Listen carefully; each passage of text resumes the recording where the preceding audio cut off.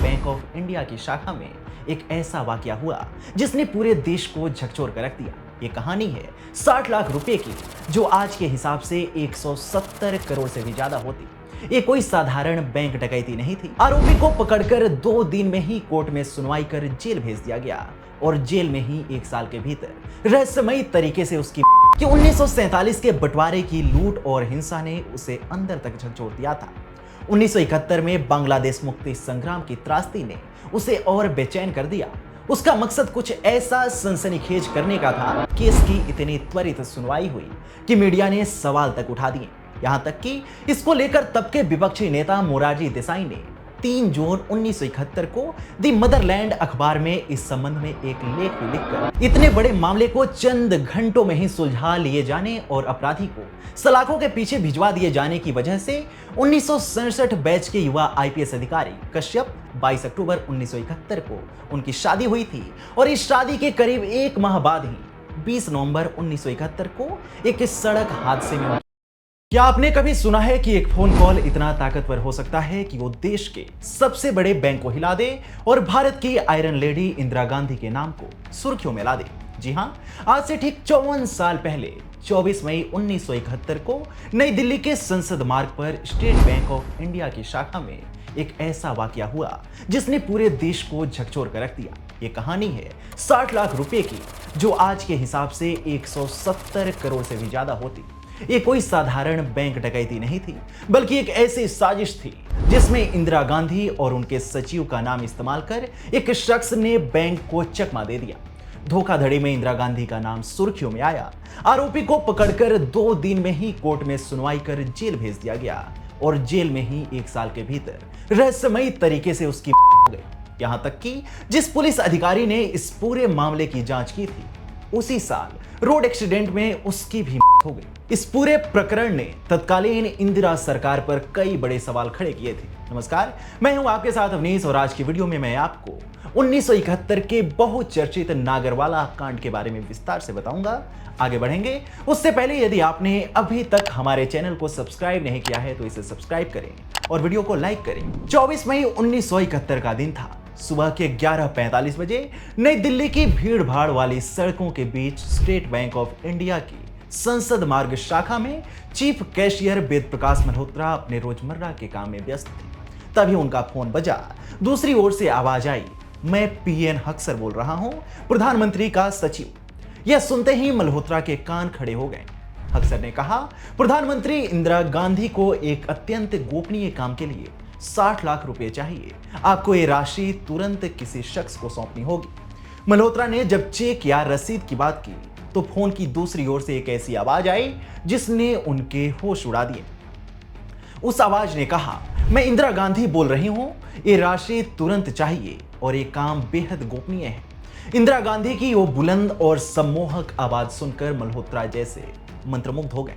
बिना किसी लिखित आदेश, बिना अपने उच्च अधिकारियों से पूछे, उन्होंने बैंक की तिजोरी खोली, 60 लाख रुपए की भारी भरकम राशि निकाली और बैंक की कार में खुद उस शख्स तक पहुंचाने निकल पड़े। यह सब कुछ 2 घंटों के भीतर ही हो गया, लेकिन जैसे ही पैसे उस शख्स के हाथों में गए, मल्होत्रा को एहसास हुआ कि वो एक बहुत बड़े धोखे के शिकार हो चुके हैं। इस सनसनीखेज साजिश का मास्टरमाइंड था रुस्तम सोहराब नागरवाला, जिसे उसके दोस्त रूसी कहते थे। रूसी कोई साधारण शख्स नहीं था।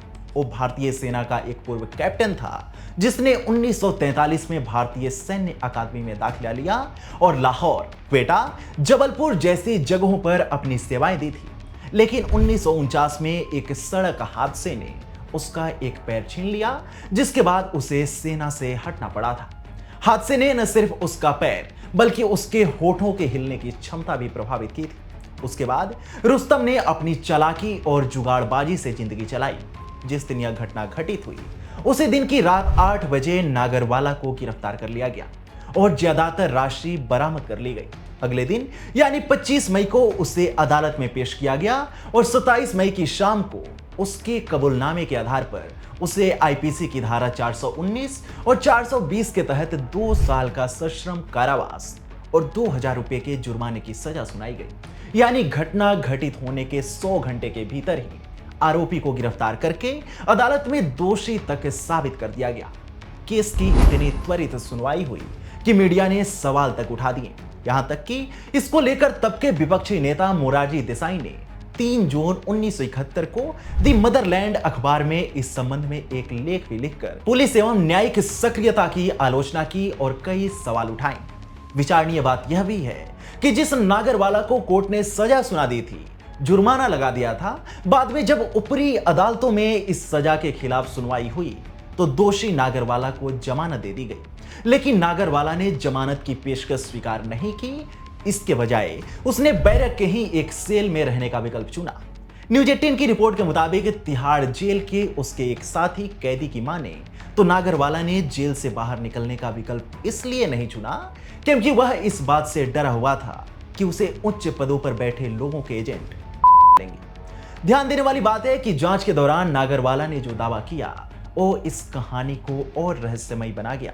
उसने कहा कि 1947 के बंटवारे की लूट और हिंसा ने उसे अंदर तक झकझोर दिया था।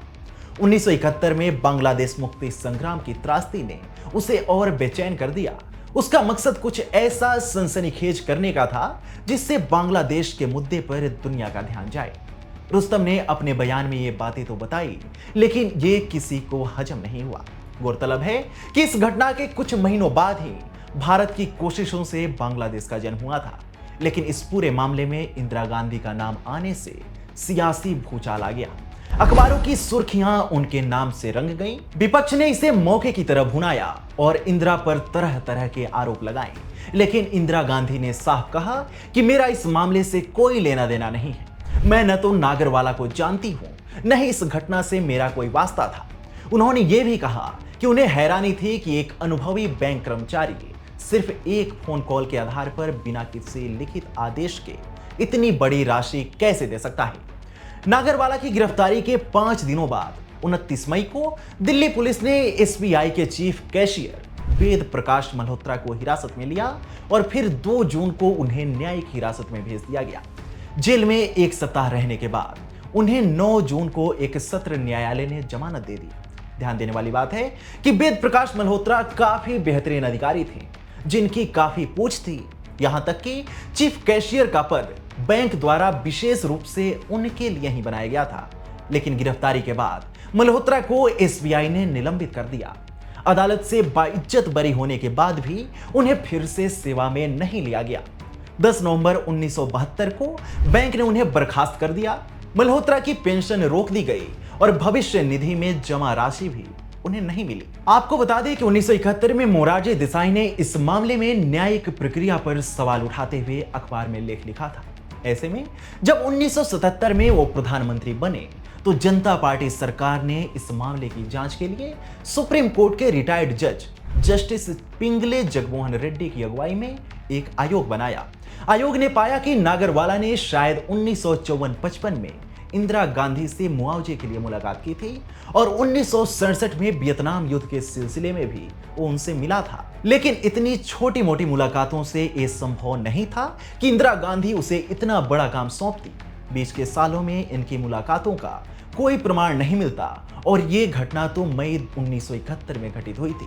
ऐसे में रेड्डी आयोग की जांच में इंदिरा गांधी का नाम तो नहीं आया, लेकिन आयोग ने उन्हें पूरी तरह से क्लियरेंस भी नहीं दिया। पत्रकार प्रकाश पात्रा और राशिद किदवई की लिखी गई किताब the scam that shook the nation में इस नागरवाला कांड की विस्तार से पड़ताल की गई है।